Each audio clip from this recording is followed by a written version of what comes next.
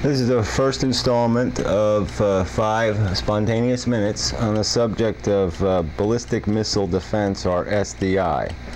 So this is the old Reagan concept, of shooting down nuclear weapons before they land on us. We spend $7–10 billion a year, something like that. Been doing it for decades now. So you're talking about a ton of money we spent on this nonsense. And the experts, these people that defend this garbage, will concede that these missile plans won't do much to stop a cruise missile, and won't do anything to stop a missile that isn't on. I mean, a nuclear weapon that isn't on a missile, which is going to be the terrorists aren't going to waste their time tying a rocket to their nuclear weapon. They just put it in a crate marked marijuana, put it on a ship, and it lands in New York Harbor, and they use their cell phone and bang, and that's it. So let's not play a game that we're going to stop terrorism, this way or anything else. We're not. The only kind of missiles we can effectively, if at all, and we can't even do this effectively, the CIA even admits it, that for every gain we make in terms of our technology or our capacity to shoot down one of these space rockets, that's what a ballistic missile is. It's a space rocket. Goes very high into the atmosphere and it comes down. That's why we have time to shoot it down. But anyway, the CIA concedes that, whatever we figure out to do to be able to shoot them down, there'll be a countermeasure to defeat that. Dummy missiles or reflective missiles, laser beams. There's always something.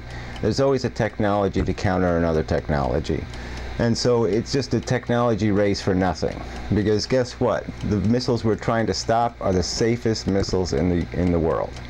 A ballistic missile, the key factor of it, the thing that makes it unique among missiles, is the fact that you can trace it.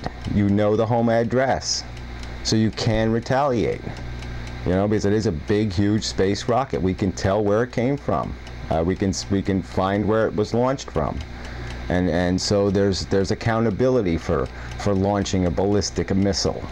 But guess what? We can't. Cruise missiles, but they can change their course. They can do all kinds of funny things, and they fly under radar. They can fly 10 feet off the ground. So you're not going to do anything against those. And guess what? Submarines are full of them. Airplanes flying over our heads are full of them. And why would you want more of those missiles in the world?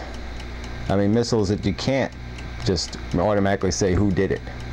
And especially a terrorist threat. Like I say, if somebody blows up a nuclear bomb in New York Harbor, you're not going to find a truck axle with a serial number on it. You're not going to be able to trace it to anybody. You're not even going to know who blew you up. I mean, and that's the silly part, is we're wasting $7 billion and we're not doing anything about the real threat. Because that's the real threat. I mean, the real threat are the guerrilla tactics. I mean, you can take, like I said, we got missiles 100 miles off our coastline pointed at us. Let's just quit pretending that this is going to do us any good at all. It's not going to do anything. I mean, there's so many scenarios, so many ways that the system could be defeated. I mean, the Chinese could put a nuclear bomb under the ocean, off the coast of California. We wouldn't even know it was there.